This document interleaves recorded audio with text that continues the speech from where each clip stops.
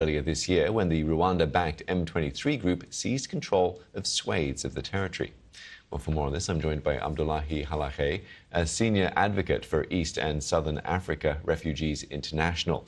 Abdullahi, thank you so much for joining me. What's the key thing we should understand about this peace treaty?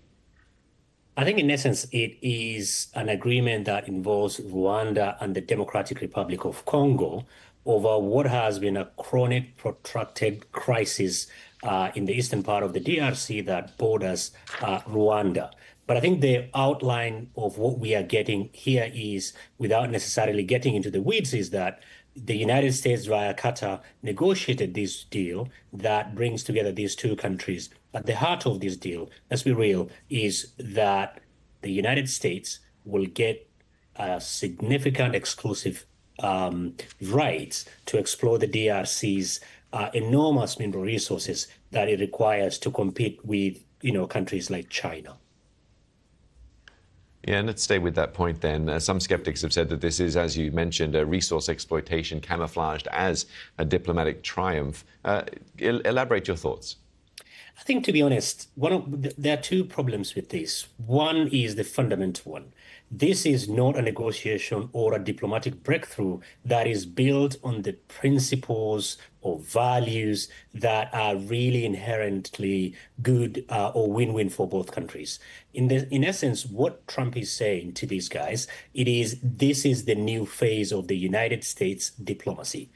Camouflage as diplomacy, as you put it, here is purely an extractive, mercantilist way of dealing with countries. There is no diplomacy, there is no values, there are no principles. We're just going to, you give us the minerals, we'll ensure that there will be peace in this part of the world. But this is the same thing that United States has been accusing China doing on the African continent. The second one, which is fairly insidious, and it's very, we've got to be very careful, is the commitment of these leaders will not be to their people. The commitment of these leaders will be to please the United States, and particularly the person of Donald Trump. So they can commit egregious human rights violation, no rule of law, kill, evict the people that they do not agree with them, shut down the media.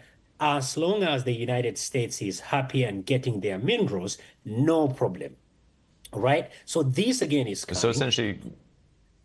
Go ahead, please.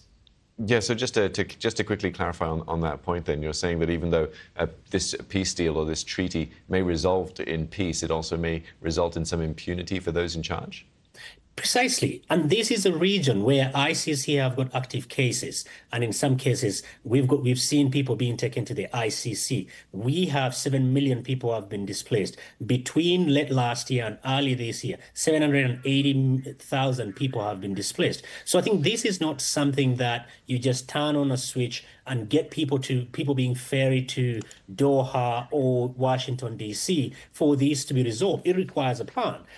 Again, all this is taking place within the context of the United States vacuuming aid out of the system. AGOA, which is the preferential trade agreement between United States and African countries, might not be renewed in September.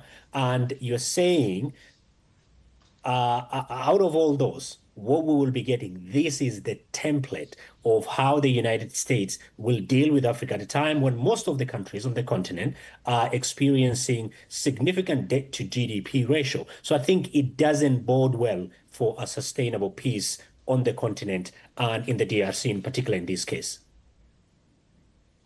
Abdullahi, we'll have to leave it there, but thank you very much for that context and your insight as well. Abdullahi Halahe, Senior Advocate for East and Southern Africa at Refugees International. My pleasure. Thank you so much.